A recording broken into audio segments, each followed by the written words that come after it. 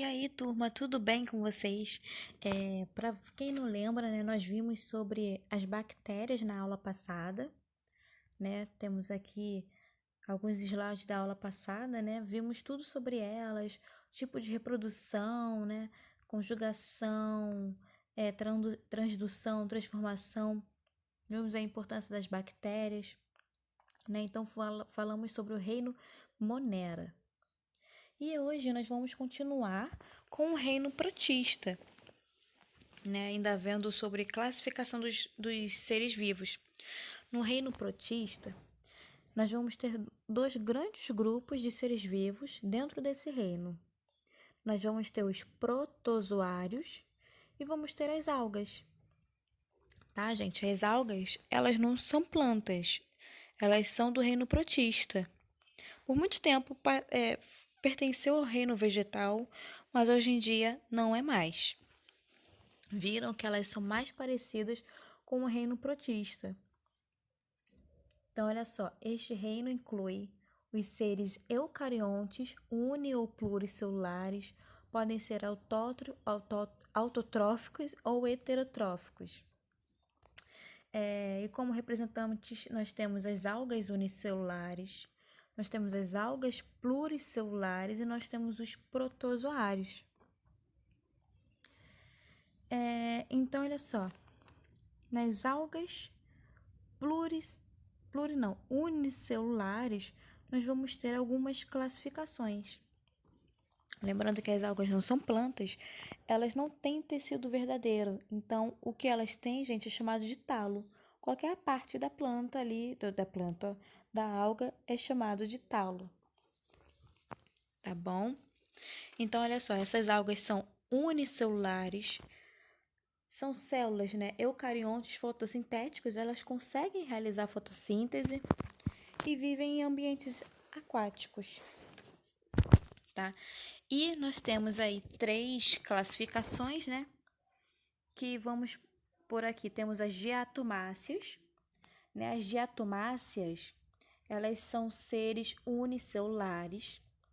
Elas possuem um tipo de clorofila, né, para fazer a fotossíntese tem que ter clorofila. E na clorofila, nós vamos ter 4 tipos. Nós vamos ter a clorofila A, B, C e D. A A e a B são aquelas que conseguem captar mais luz solar, né? Mais luzes para fazer a fotossíntese. Então, a taxa fotossintética dessas que têm clorofila A ou B é a maior. Então, as diatomáceas, que são seres unicelulares, elas possuem uma clorofila A e C. Elas possuem como uma reserva energética, né? Nas plantas são amido. Na gente, né, são lipídios. E elas também possuem reserva energética, que são óleos. Tá? Essas diatomáceas também possuem parede celular. Na verdade, as algas possuem parede celular. E essas paredes celular, né, as paredes celulares das algas geralmente é por dicelulose. Só que nesse caso das diatomáceas não é de celulose, é de dióxido de sílica. O que é isso? É vidro. Nada mais é que vidro, né? Então elas são um pouco brilhantes. Nós temos aqui alguns exemplos desse grande grupo. Nós vamos ter também as euglenoides ou as euglenófitas, que também são algas unicelulares, possuem clorofila A e B. Como reserva energética, elas vão ter um paramilo, uma substância semelhante ao amido. E as euglenoides, diferente das diatomáceas, elas não possuem parede celular. E essas aqui, dinoflagelados. Gente, dinoflagelados também podem ser chamados de dinófitas ou ainda de pirrófitas, tá? Elas são algas unicelulares, possuem clorofila A e C. Como reserva, né, elas possuem amidos e óleos. E a parede celular desse grupo é feito de celulose, tá? E as ginoflageladas, gente, deixa eu ver aqui. Aqui, ginófitas. Elas podem causar um probleminha ambiental que é chamado de maré vermelha, né? Quando um ambiente aquático está muito carregado de matéria orgânica, essas algas começam a se reproduzir muito rapidamente e elas conseguem soltar uma toxina nessa água que é avermelhada, dando o aspecto de uma água vermelha. Por isso o nome do problema ambiental chamado de maré vermelha. E como é tóxico, né, isso acaba com a biodiversidade do local. Outras algas morrem, peixes, seres vivos que estão ali naquela região da água. Ah, e essas aqui são as euglenófitas, tá? Que eu acabei até esquecendo de mostrar para vocês, ou as euglenoides, né? E também nós vamos ter as algas autotróficas pluricelulares, né? Temos um corpo aí formado por talos. Essas são as algas que a gente consegue ver, né? Aquelas compridas que se usa em comidas japonesas, por exemplo. Elas não formam tecidos verdadeiros, por isso que qualquer partezinha da planta é chamada de talo, da planta, oh meu Deus, das algas é chamada de talo. Possuem também clorofila e possuem cloroplastos. Lembrando que agora eu estou falando de algas pluricelulares, são aquelas plantas que a gente consegue ver aí no mar. Então, primeiro, nós vamos ter as chamadas algas verdes, tá? Ou as clorófitas. Essas, gente, podem ser unicelulares também, tá? Ou pluricelulares. Possuem a clorofila A e B. Como reserva tem o amido, tá? Como reserva elas têm o amido.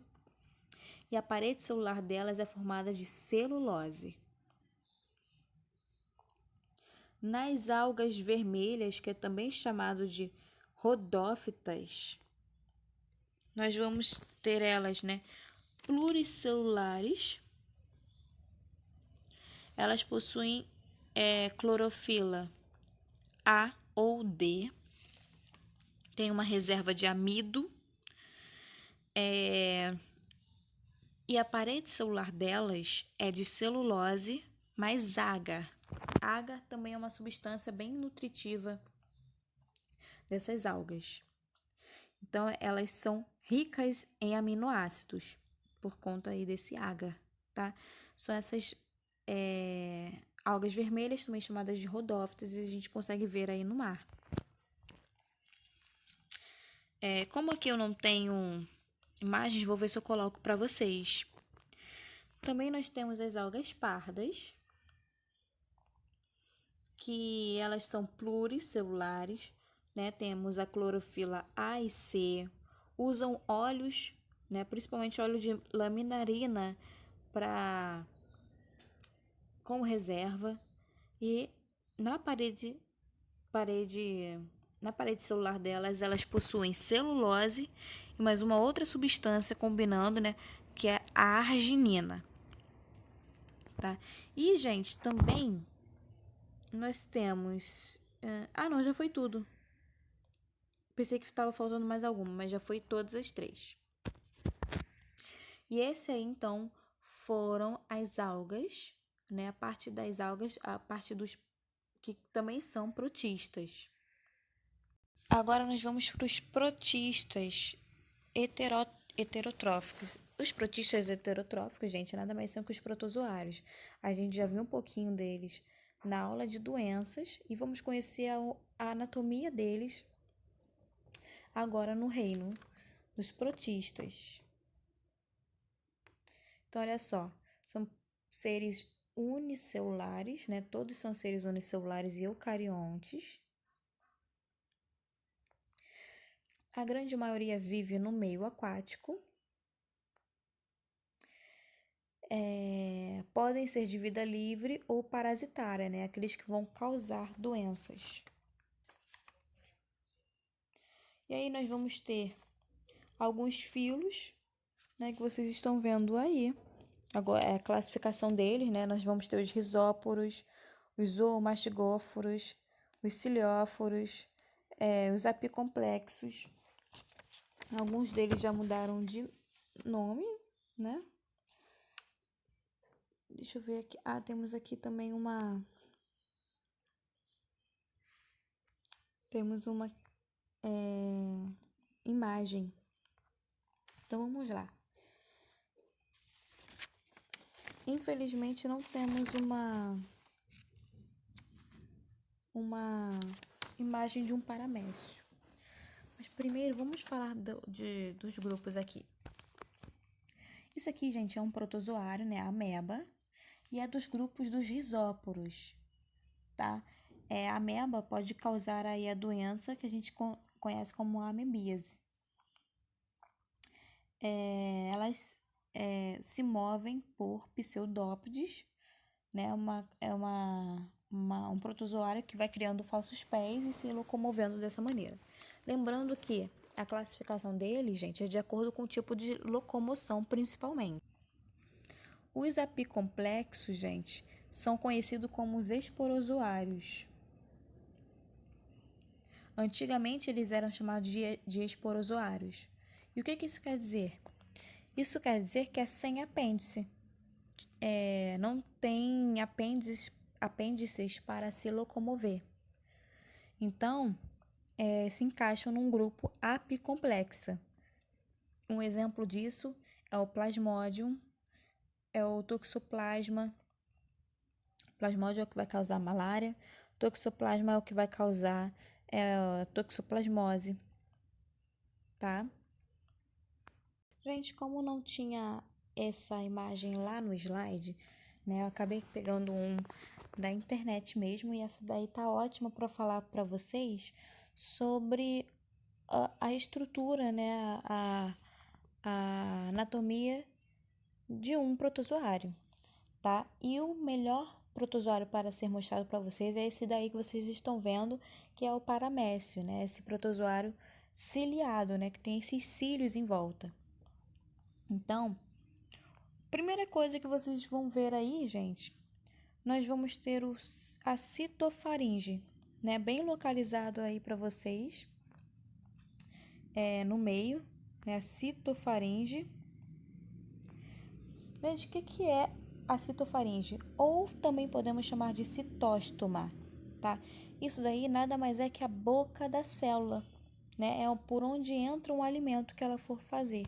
Que ela for fazer alguma fagocitose, né? Vai entrar aí por essa citóstoma ou a citofaringe. Então, é a boca dessa célula. Tá? Lembrando que os protozoários são unicelulares, mas são células eucariontes.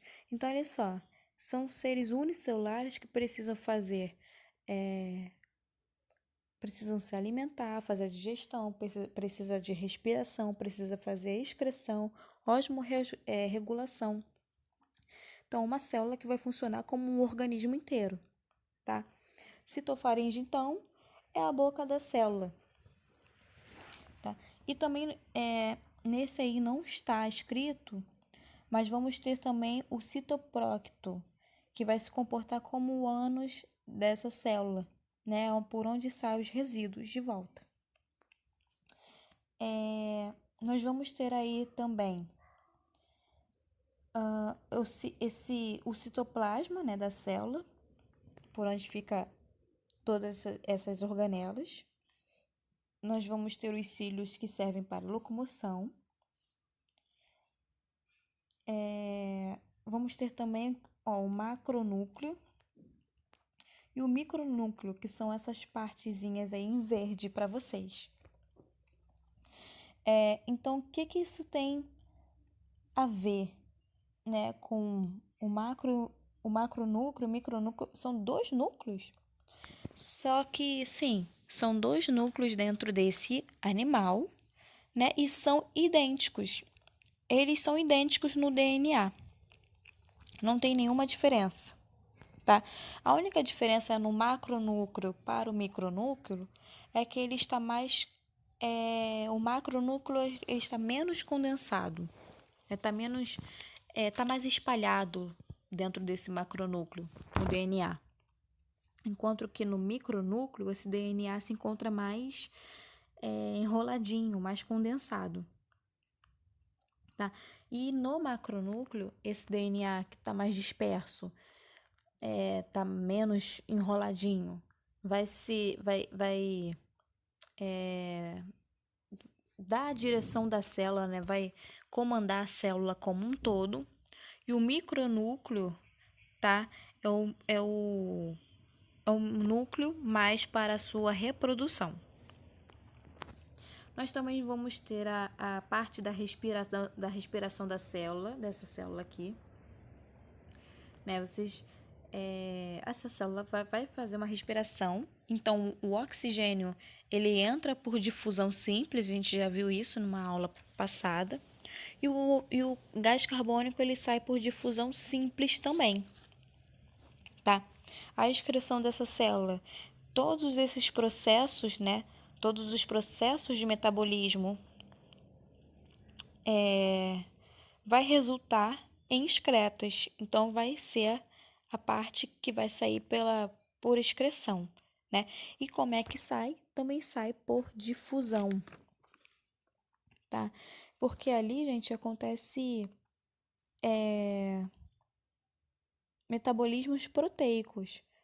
Então, vai gerar excretas nitrogenados, né? Que é a amônia, e ela precisa ser mandada embora, tá? Então, essa amônia, ela é liberada por difusão também. E temos esse vacúolo contrátil, tá? Parece essa estrela aí bonitinha. Esse vacúolo contrátil, ele tá ligado, gente, à osmorregulação, principalmente, né, na água doce. Porque protozoários de água salgada, eles possuem uma concentração de sais iguais dentro da célula e fora da célula. Então, a concentração de sal dentro de um paramécio vai ser a mesma concentração de sal numa água salgada. Ou seja, a água não vai ficar entrando e saindo toda hora porque está bem equilibrado. Quando nós temos um paramécio em uma água doce, onde não é salgada,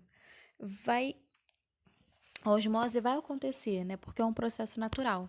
Então, o paramécio, que já tem já é bem concentrado, né, de sais, vai acabar ganhando muita água, né? Porque ele vai estar em um ambiente doce.